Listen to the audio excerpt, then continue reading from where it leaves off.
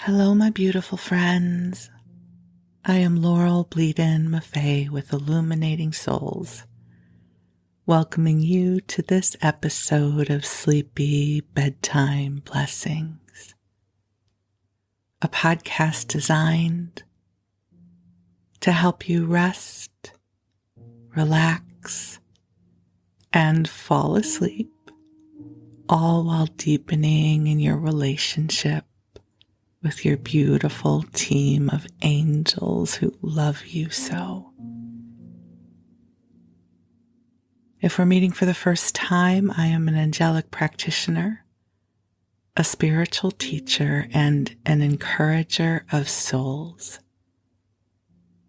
And I do this through one-on-one angel sessions.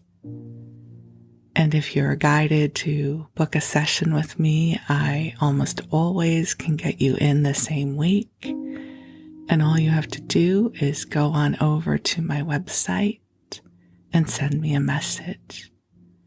So these angel sessions, I also do soul mentoring and a variety of classes designed to inspire your spirit. So lots of ways we can connect. But for now, the angels and I are here to help you come into a deep state of rest and sleep.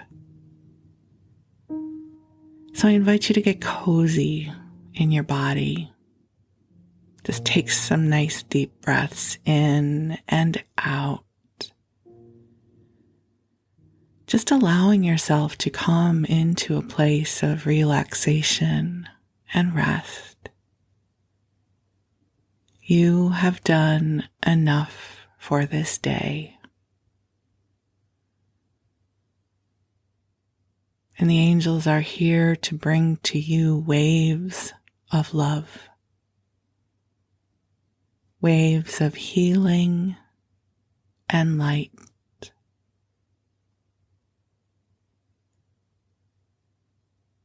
And as a result, this broadcast is filled with so much love for you. It's not just the sound you are hearing, but it is the intention. It is the vibration, the energy that we share with you as well. So as I record this, it is early morning here in Vallejo. I live in the San Francisco Bay Area, and the sun hasn't yet come up. And I am underneath the blanket fort. I have this big cozy blanket that I tent over my monitor and my head to help dampen the sound, but it has really become such a sweet sanctuary for the recording of these episodes. I love coming into the blanket fort. I think blankets are wonderful, right? Whether they're big fluffy comforters or Afghans. I'm somebody who crochets, and so I have crocheted many, many blankets since the pandemic and sent them to people I love. So I like all kinds of blankets, fuzzy blankets, soft blankets. There's just something sweet about getting to be wrapped up or swaddled in warmth and softness that I love. That's why I always say I invite you to cozy on up and snuggle on in whatever way delights you. And we'll take some nice deep breaths in and release.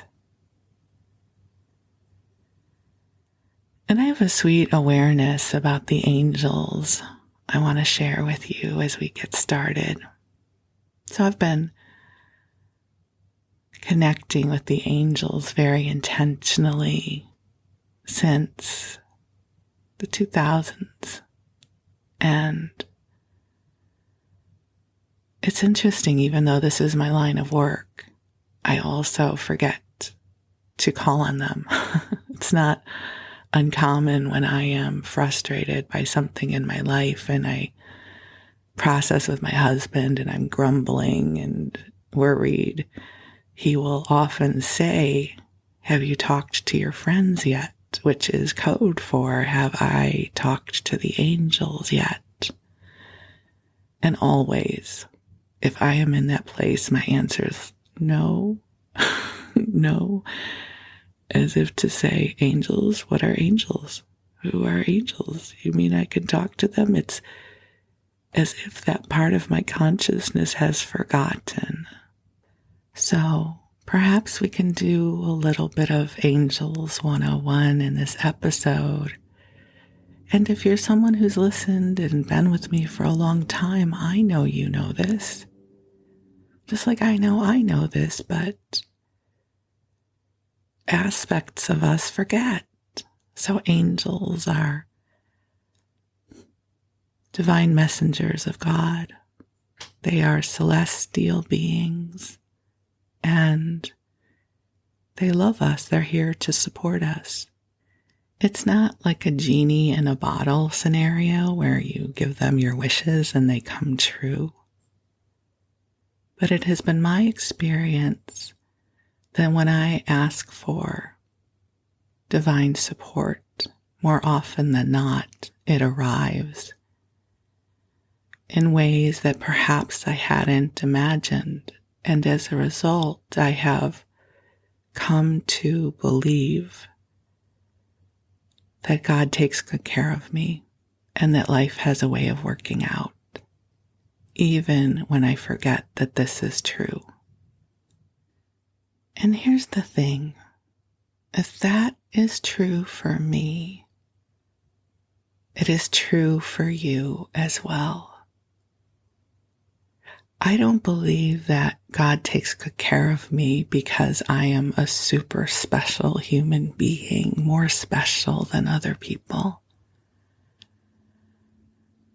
I believe we're all super special. I believe that when we open to this frequency of love, we begin to pivot and shift our consciousness and attention towards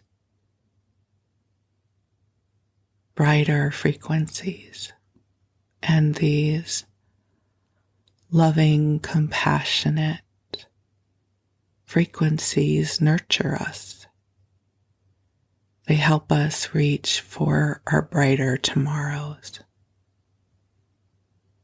So I invite you to take a deep breath in and just imagine, believe, allow it to be so, that you have a team of angels who love you. And they whisper words of encouragement to you. They hold for your journey with compassion. They do not judge you and they do not get annoyed by you. They don't do a collective heavenly eye roll when you stumble or ask for help. They open their hearts and they receive you. And so, one of the ways to open to this is to ask your angels to bring you signs of magic. And I know it sounds so trite, but you might find feathers in unusual places, or messages on the side of a van that passes you in traffic, or a song comes on the radio that you haven't heard in so long, but the message is for you. Your angels are very creative. So if you'll ask them, angels, send me signs that you're with me, they will. And then you get to be on the lookout for magic, which is a really fun game.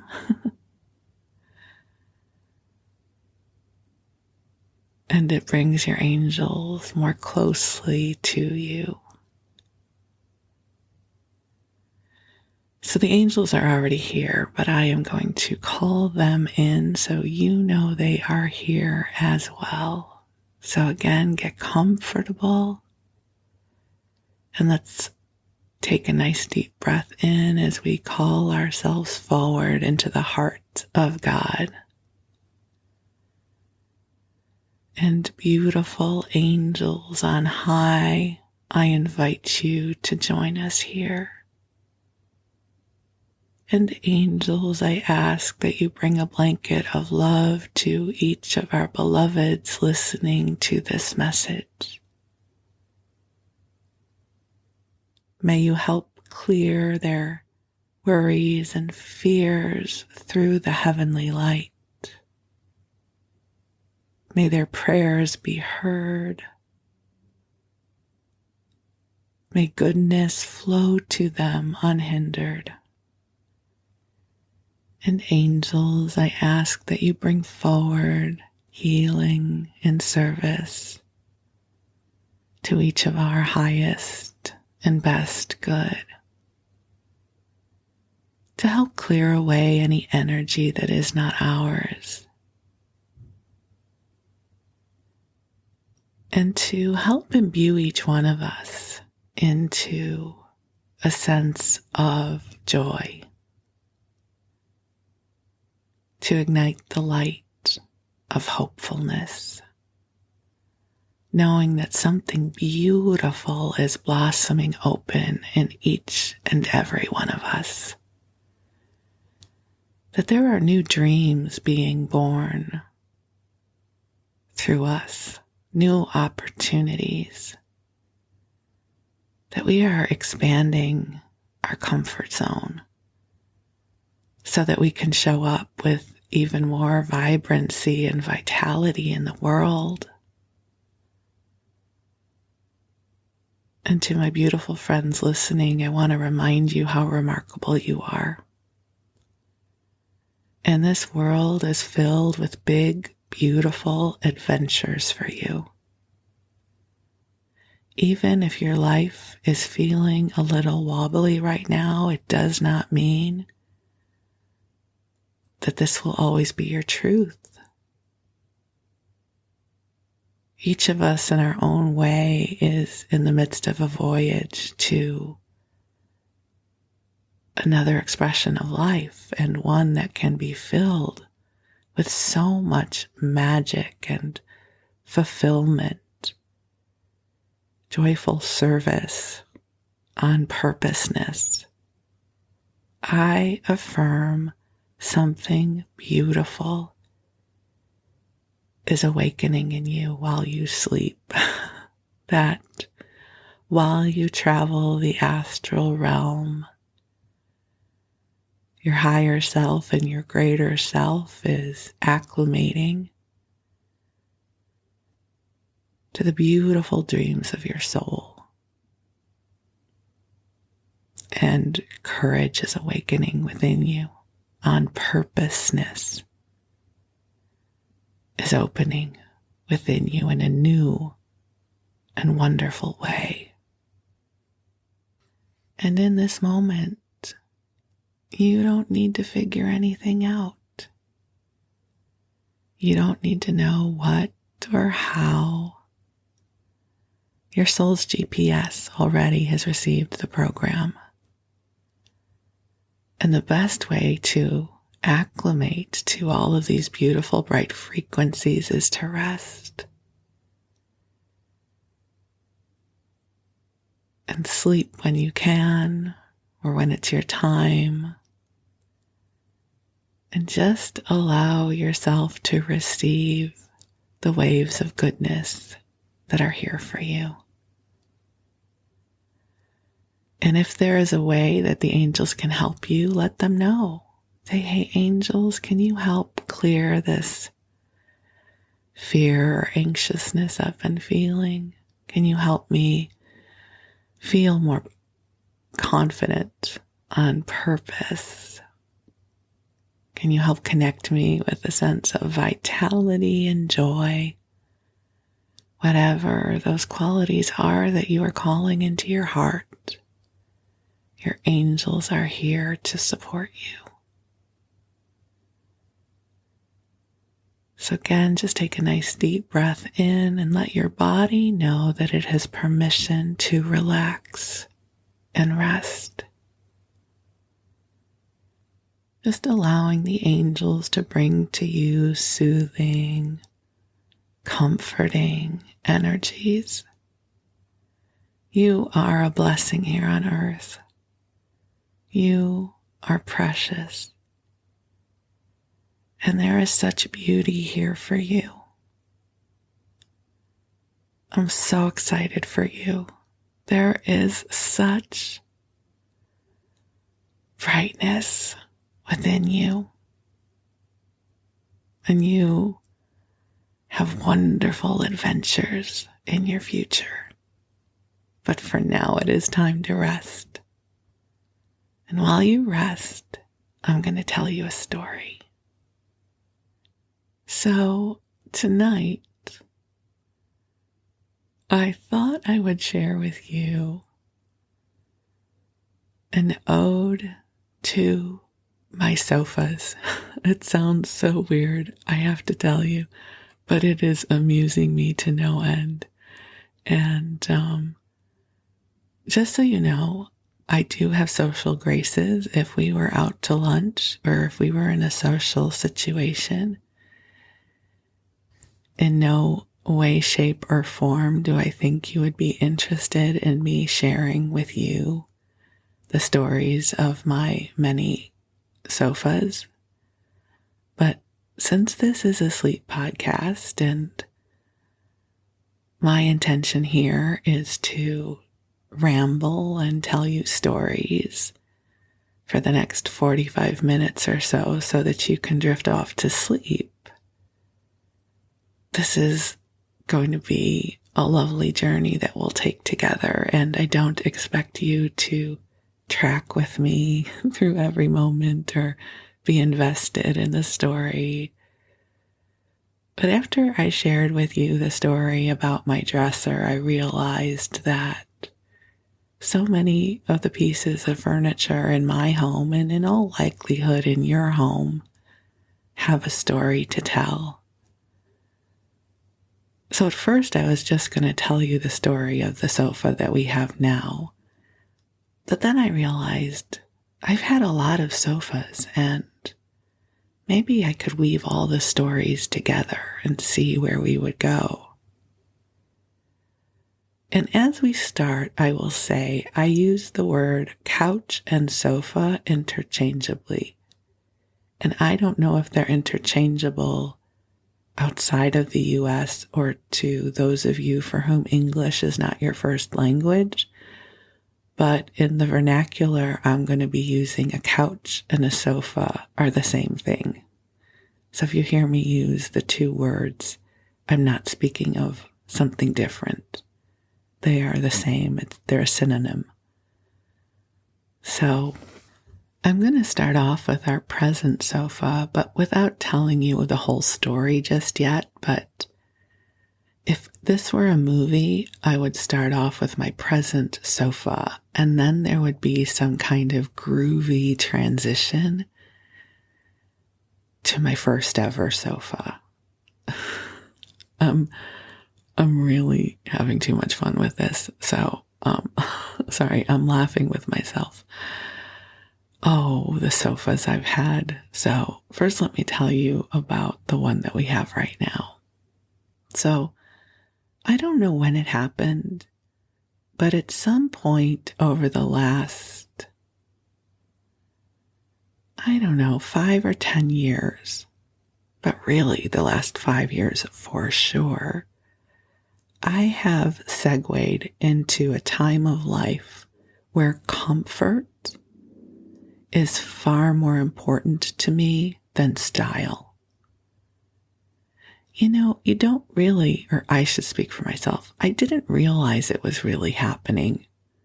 It kind of starts off innocuously, right? I work from home.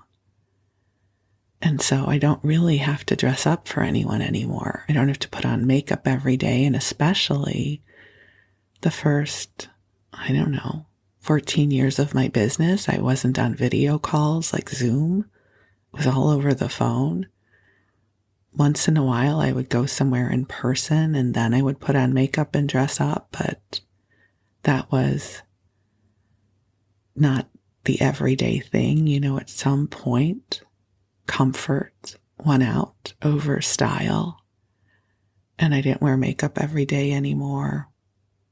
And at some point, I embraced having curly hair, so I didn't have to style my hair every day.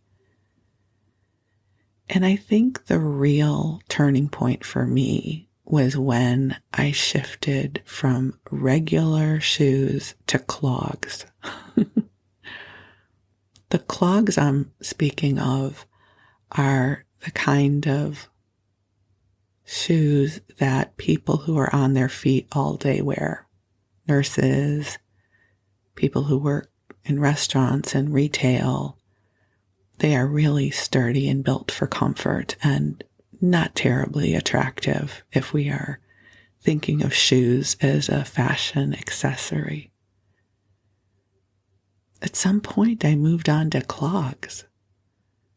And that was it. That was the gateway to functionality and comfort over fashion. And I share that with you because the couch that we have now in our home is the furniture equivalent of clogs. It is not attractive, but it is profoundly comfortable. It is one of those power recliner love seats. So it doesn't even really qualify as a couch. It's a love seat with 2 power recliners and the cup holders in between the 2 seats.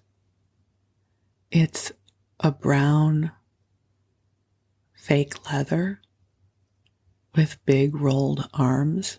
And I swore I would never have that kind of furniture in my house because at some point in my past, I cared deeply about visual aesthetics. I cared what things looked like.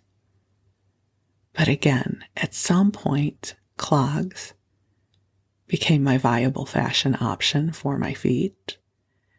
And our power recliner love seat with the cup holders and the little container in the middle that flips up where you can put the remotes, that became furniture. Like, yeah, why would I want a couch that isn't comfortable? So I need to tell you how we got here. And so I'm going to tell you the story through my many sofas that I have had over the past 40 years of my life. That's a long time. So here we go. So my first kind of sofa that I had in my adult life, and it was really my young adult life, was when I was probably 21 or 22. And I moved into a 1-bedroom apartment with one of my girlfriends. And so in the single bedroom, we had 2 twin beds. And we didn't really have any money for furniture. And, a lot of times you get hand-me-down furniture, but we didn't really get that because nobody was ready to part with a sofa. So what we had was 2 twin mattresses on the floor, not even the box springs, just the twin mattresses on the floor. And at the time, these mattress covers called bed sacks were a big thing. So they were each was covered in a pink bed sack, which we thought looked super cool. And we had a bunch of pillows. My big extravagance was a papasan chair from Pier 1, which were all the rage back then. It had a blue cushion, a gray blue cushion on it. And that was really the only piece of furniture we had in our living room where you could sit upright somewhat off the ground. So my first couch was a mattress on the floor. So again, the equivalent of cinder block and plywood bookcases, right? I had a mattress, which was fine. I was 21 or 22 years old and just starting out, and it worked for me. When I moved to Los Angeles, I think in my first shared apartment, my roommate must have had a couch because I didn't buy one at that point. And then about a year later, I moved in with a roommate in West Hollywood, and this is when I bought my first bona fide couch. I seem to recall I bought it at Montgomery Ward's. They were still in business back then. It was a floor model, and it was on sale. And I want to say I spent $220 on it. I'm sure I charged it because I wouldn't have had that kind of cash at that point. I probably financed it. There was, in all likelihood, some kind of financing promotion because I had a Montgomery Ward's credit card because I had worked there through high school and college. That first couch was gray, like a fake velvety kind of brushed fabric. Gray was very big in the 80s because this would have been 1986. And I had a Nagel lithograph on the wall, which you just have to Google Nagel. I was very 80s. Nagel, gray couch, was very groovy. And that would be my couch for quite a long time. So then I moved into a 1-bedroom apartment in West Hollywood, and the couch followed me. And then, for those of you who listened to the podcast Unexpected Family, then I moved into the duplex with my cousin Susie. Now, Susie had a great couch. Her couch was big and soft and lots of pillows. It was cream colored and it had a chaise attachment. So they still make them, but they were very big in the 80s where you would have the couch and then a chaise attached to it so you could lay down on the chaise. And so we immediately decided that her couch was far superior to mine. And so her couch would go in the living room. It was a great choice because it looked gorgeous there. And my gray couch would go into the 3rd bedroom, the guest room, which we didn't really use a whole lot. So the gray couch lived in the guest room. Now, if you remember from an Unexpected Family episode, Susie and I got dogs. I got my dog Tessa, and she got her puppy Mike.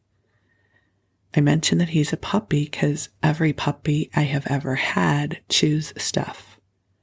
And before I go and throw the shade onto Mike for chewing stuff, my dog Tessa, who was 4 years old when I got her, chewed a lot of stuff too, and she chewed Susie's stuff. So again, I am not shaming Mike in any way when I tell you this story, but during Mike's puppy days, he ate a corner of the gray sofa. Now, the thing is if he was going to choose a sofa to eat in our house, better that it was the gray sofa because by this point, I was over it. You know, we moved it in so we would have a piece of furniture there, but I was kind of over it. I really loved Susie's much better. And so Mike ate part of the gray sofa, and that really was the beginning of the end of the gray sofa. So just a moment of silence for the gray sofa and the end of its life. And again, Tessa, I chewed up a lot of stuff in our house too. So again, no blame, no shame on beautiful Mike. And I have to acknowledge him because if he had to pick a sofa to eat, better that it was mine. And, okay, there's another story coming up about how Tessa ate all of my diet books. Really, she did. For some reason, she would pick my diet books and chew them up as if she was giving me the message, Mama, you don't need these. She was a very wise dog. Okay, but we're on couches now, not things that my dog ate. So the next couch that came into my family, if we can call it that, would be a couch that I purchased when I moved to New York. So if you heard the dresser story, you know about how I moved to New York for a year. And I ordered this big, cream-colored sofa that was really deep. When you sat on it, at least for me, I'm 5'6". When I sat on it with my back against the back cushions, my feet didn't touch the ground. I don't know why I bought such a monstrosity. It was really big, and it was expensive, and it was custom made. I mean, the whole time I was in New York, I made a lot of weird decisions. So that was my couch for a long time, and I never loved it. Like, it wasn't comfortable. I didn't like the way it looked, but I'd spent, I don't know, whatever I spent on it, $1,000 at the time. And so I forced myself to continue to have this couch. And then when I moved back to Los Angeles, the couch came with me. So that was my couch for a while.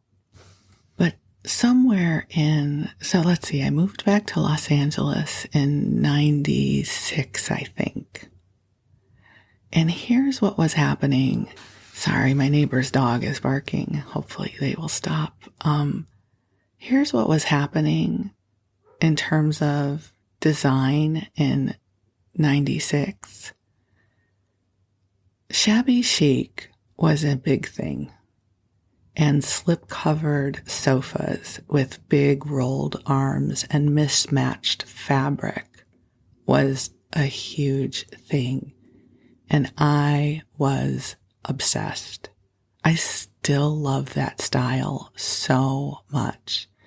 I think it's Rachel Ashwell of Shabby Chic, I'm sorry if I'm getting her name wrong, had created this movement. And typically, sorry, there's a siren. It's loud here this morning. Everything's okay though. Don't worry. Sorry.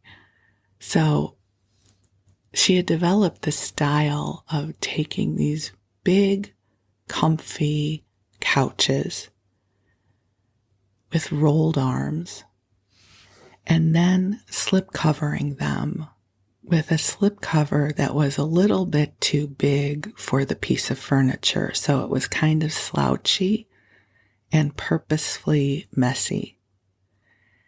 And there would be one kind of fabric, let's say on the top of the cushion, another one on the bottom, another one on the front of the arm or the back cushion. And they were gorgeous, I tell you. And the slip covers could be laundered. They could be washed. And I had a dog, and so I was tired of having a dirty sofa. And there were a couple of different furniture stores in Culver City that specialized in them.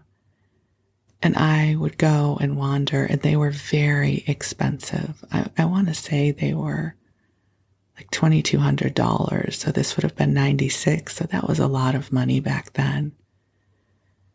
And I said this already, but I was obsessed with them. I loved them so much. And I couldn't afford one. So on weekends, I would go and I would visit my dream couches and wish upon a star that I could have one. And then I found a furniture store in LA that didn't do that style, but they did the slip-covered sofas.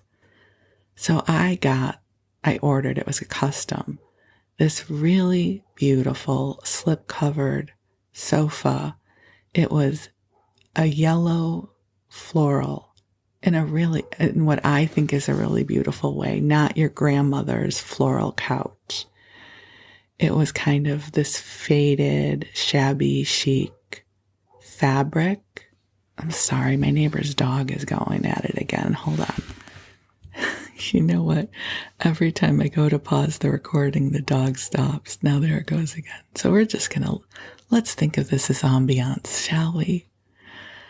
Hopefully it's not going to come through too much on the recording. So, hold on.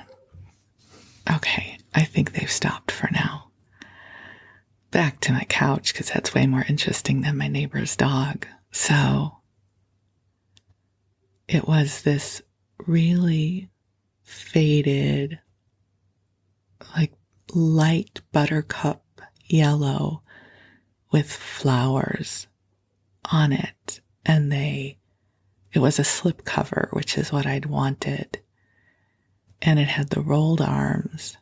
And I loved this couch. I think it cost about $1,200, as I recall. And I loved the couch.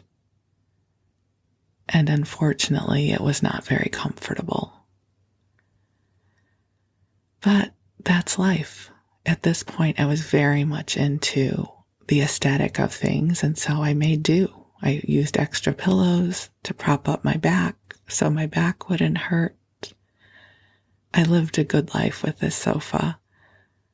When I launched Illuminating Souls, it was still in my life, and that sofa was there for my first classes. So the people who were in my early spiritually based writers group and my mystical ascension group sat on that sofa. And I have had many, many beautiful moments with my floral yellow sofa. But alas, when I moved to Vallejo to be with Wes, I had to give away the sofa because he already had one. So he wound up getting another slip-covered sofa. This was a sleeper sofa, which was good for when guests came over. And it was brown, and it had the blended fabrics, right? Like there was a different kind of fabric on one side of the cushion than on the other, which I loved. And so that sofa served us for a really long time. And I will say, though, I have one kind of funny, semi-traumatic story about that sofa. So, I'm a big girl, been a big girl my whole life. And I'm not a delicate creature. Like, I plop onto things, pieces of furniture, which perhaps I should not do being a bigger girl. But, hey, I'm somebody who wears clogs and I like comfort, and physical grace is not not what I'm known for. And one day I just must have plopped onto the sofa and it broke. Not all the way, but it's like all of a sudden the cushion was sinking down. Like some bracket somewhere had given way. And I was mortified and embarrassed. And Wes was not home. He was at work. And I called him up, crying. I'm like, I'm so sorry. I broke the couch. I'm too big. And really, let me tell you, if you are planning on having a life partner, pick a really good one. Because there are many, many times that Wes proved to me that he's the right person for me, and that was one of them. He thought it was funny, but not funny like, I'm going to embarrass you. But he said, it's okay. It'll be okay. We'll try and fix it. And if we can't fix it, we'll get another one. It's okay. He didn't shame me in any way or make me feel bad. He's like, I'll look at it when I get home. And for now, sit on the other side of the couch. He's very practical.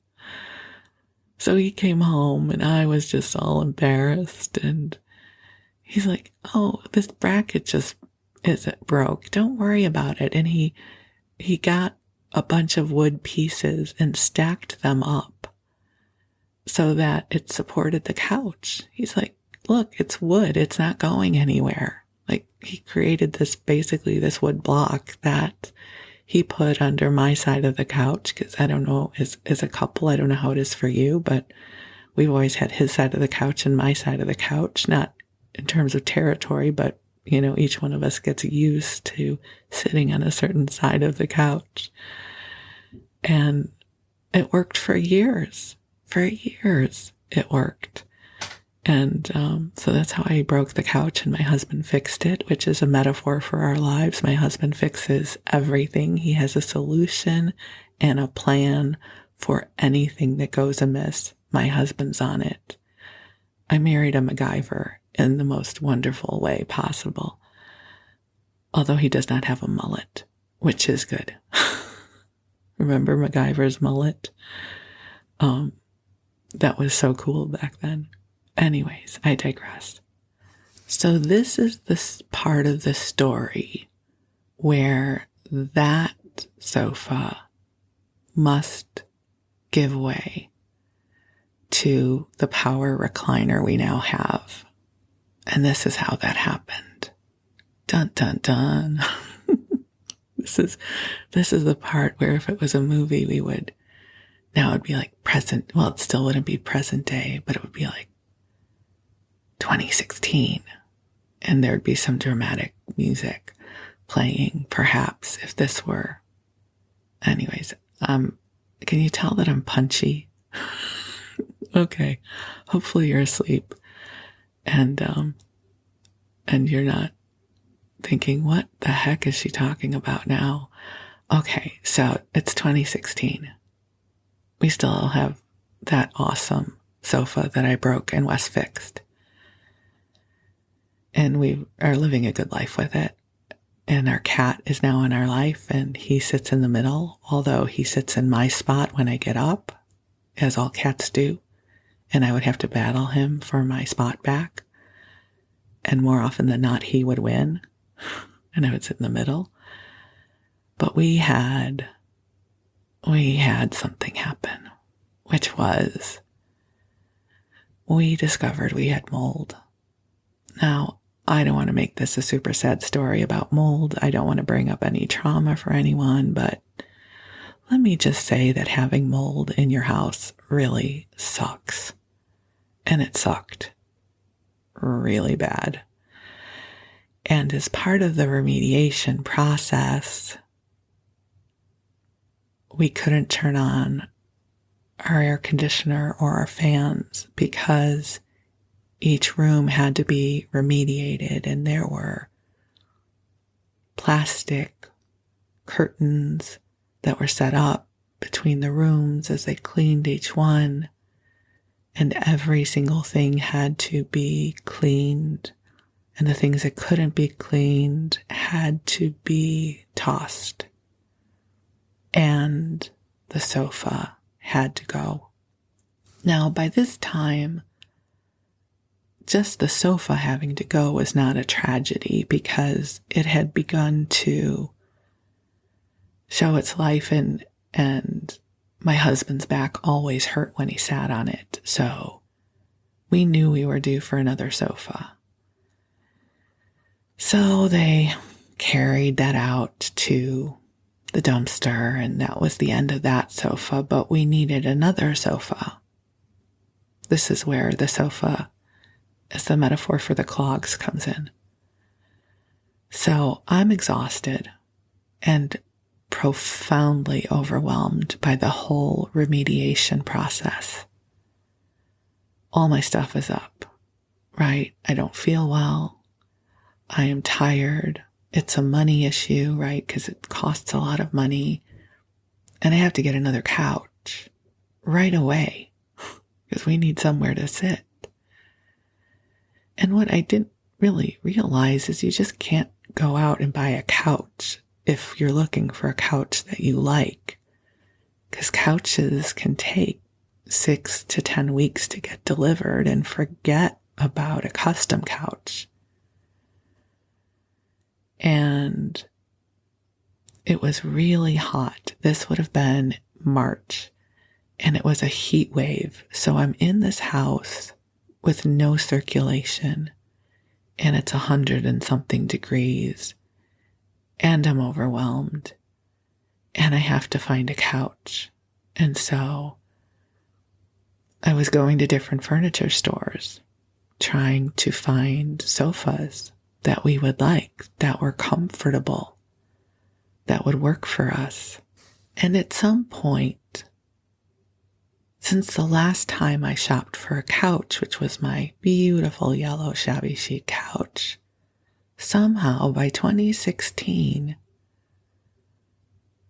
the design aesthetic became minimalism. So couches had very square, thin arms. They were gray or cream or taupe.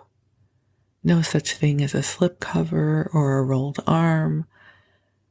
Basically, I was out of style. And everything that I saw, I hated. Everything I sat in was uncomfortable. Physically and emotionally, I was exhausted, and it was so hot. And so anytime I went into a store with air conditioning, it was like nirvana. And so one day in my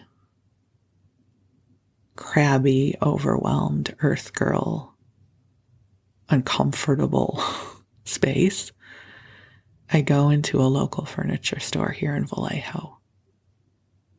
And I'm trying to explain to the salesperson what I want.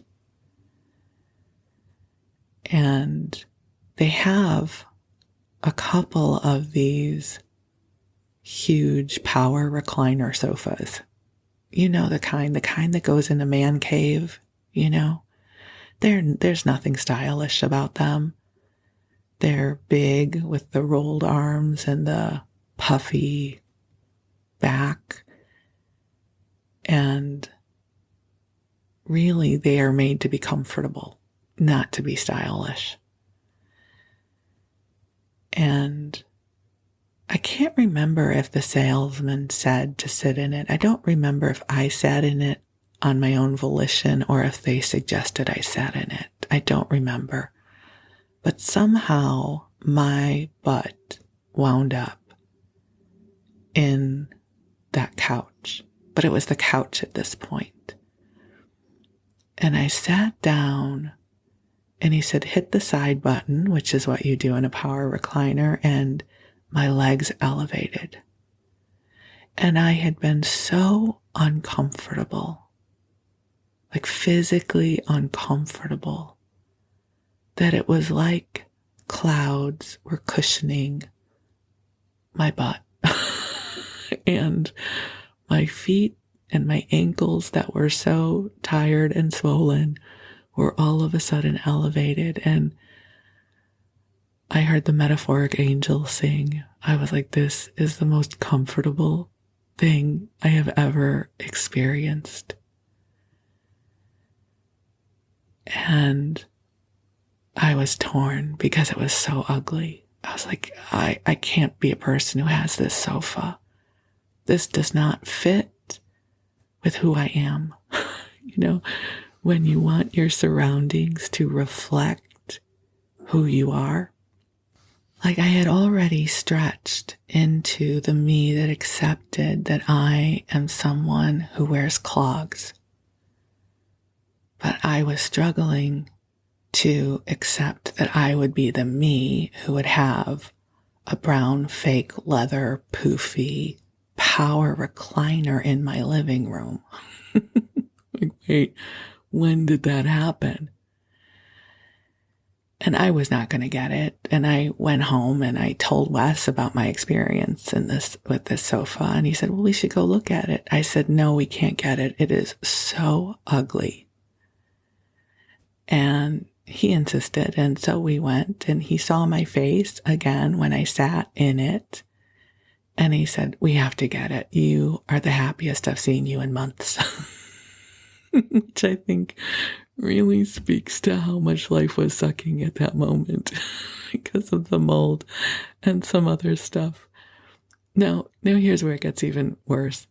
So at first I had been sitting on the couch version of that, which was basically a 3-seater couch. And on either end, there was a power recliner. But wait, there was a love seat version that had 2 recliners, plus that section in the middle that you would lift up to put your TV guide and your remotes, and 2 cup holders. Like, it gets worse. There's cup holders. And he said, this would fit better in our house. The other one's too big.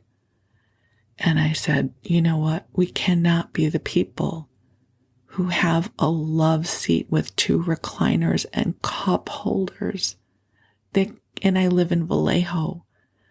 This cannot be my life. Like, I am cool Laurel from Los Angeles. I had a cool, shabby, chic sofa. I cannot be Laurel who lives in Vallejo with an ugly, brown, fake leather, poofy recliner, like a captain's chair with cup holders. I was so conflicted. And Wes was very excited. He said it'll be perfect. The cat will sit on the center console. That's what it's called, a console. It's a center console. He says the cat will be on the center console. And he was very excited about this whole idea. He's like, you're going to be comfortable. That's what's important. And the cat will have his own place, and we'll have cup holders. And I acquiesced. I was like, okay, all right, okay.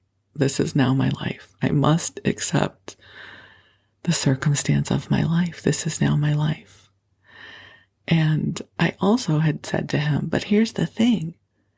This means we can't have people over. Do you know how antisocial it is for us to have the only piece of comfortable furniture in our living room be a 2-piece love seat? Like, we want to have people over. We have nowhere to seat people. And he said, we'll bring in the dining room chairs, which are not all that comfortable. And we have a piano bench. I said, this is very antisocial. This is not going to be good for our social life. Because, we have nowhere gracious to sit people. Basically, you and I get a seat and they have to stand. This is not good, that this is who we are becoming. But he loved the idea of the power recliner, and I loved the idea of that kind of comfort, and they could deliver it right away. That was it. That was the final straw. They could deliver it that week. And so we got this power recliner, brown, ugly, incredibly comfortable and practical love seat as our sofa. And we have had it ever since. We got it in 2016. And while the cat was alive, yes, he was on the console quite often. I use the cup holders every single day. The console now more often than not holds my iPad. And I sit in that thing every day and I push that button and my feet go up and I am happy. So that is the story of how I went from someone who really wanted a fashionable sofa that spoke to who I was. And perhaps this sofa now speaks to who I am. And I was thinking about this morning as I was getting ready to record this episode. I don't even wear clogs anymore. I now wear so I call them gym shoes. They're also called athletic shoes, right? There's all kinds of names for them. But I put them on first thing in the morning, and that's all I wear. I don't even know that my foot would know what to do if I had to put on a dress shoe. I wear bike shorts and yoga shorts, so nothing has a real waistband on it. I wear comfort. I am all about comfort in my life right now. So we have a beautiful bed, which is a Tempur-Pedic mattress that just supports my body. We have a 2-seater love seat recliner. So if you ever come to visit us, I will give you one of the love seat power recliner chairs to sit in. I will not make you sit on the piano bench. And that's the evolution of 40 years of my life as told through my sofas. I do dream at some point of getting a different sofa, which I know Wes would not want. I would like a bigger one that kind of curves around so more people could sit, but our house, as I have shared with you before, is very small, and our living room is very small, and the one that we have right now is highly practical. And the truth is, we are not social people, and we rarely have people over now, especially because of the pandemic. And so it works for who we are right now. I am, though, personally hoping the shabby chic, giant slip-covered, floral sofas make a comeback at some point in my lifetime, because I will be getting one of those should they come back in style.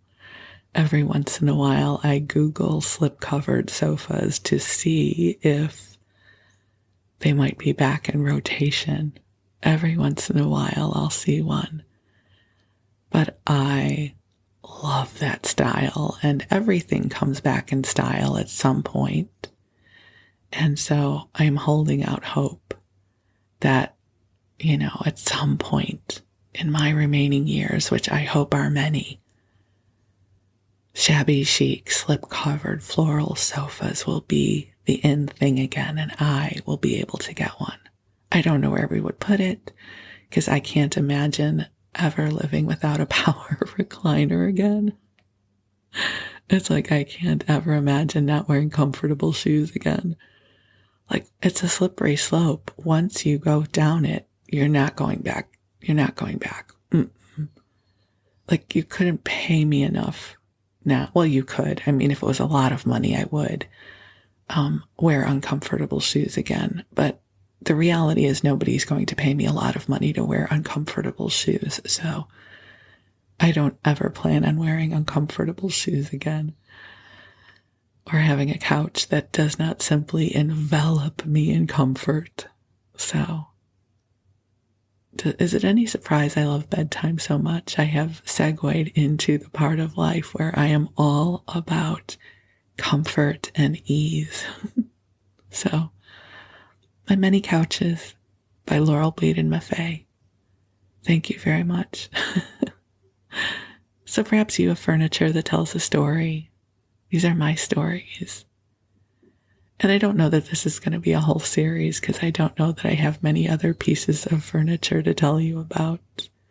But for now, we did it. We made it through an episode, and hopefully you are asleep. And if you are not asleep, you are amused. And you know what? Before we wrap this up, I need to make an addendum, if you will. I think the likelihood is pretty high that some of you in our listening family might have a couch similar to our power recliner love seat. And I do not want you to think for a moment that I am judging your furniture as ugly. I realized as I was sharing with you with humor about our furniture journey that I am not lumping everyone who makes this choice of furniture in with my experience. I don't know why I feel like I should say that, but I just want you to know I recognize that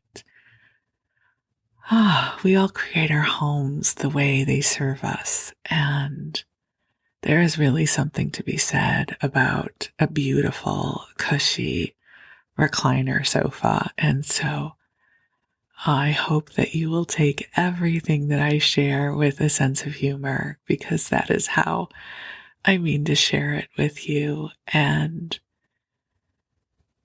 I love that we get to share the different stories of our lives. And thank goodness comfort is an option. I'm so grateful to have lived long enough that I value comfort. That's wonderful. And perhaps in the future, some brilliant designer will somehow be able to blend shabby chic with a power recliner, and it will be beautiful. I can dream of a brighter tomorrow. So thank you so much for letting me share a little bit of my life with you. I'm so deeply grateful for you. So, my beloved friend, I send you love. And I wish you sweet dreams and goodness and a beautiful, comfortable couch that you love. And I thank you very much for giving me the blessing of spending this time with you. We'll talk again soon. Thank you.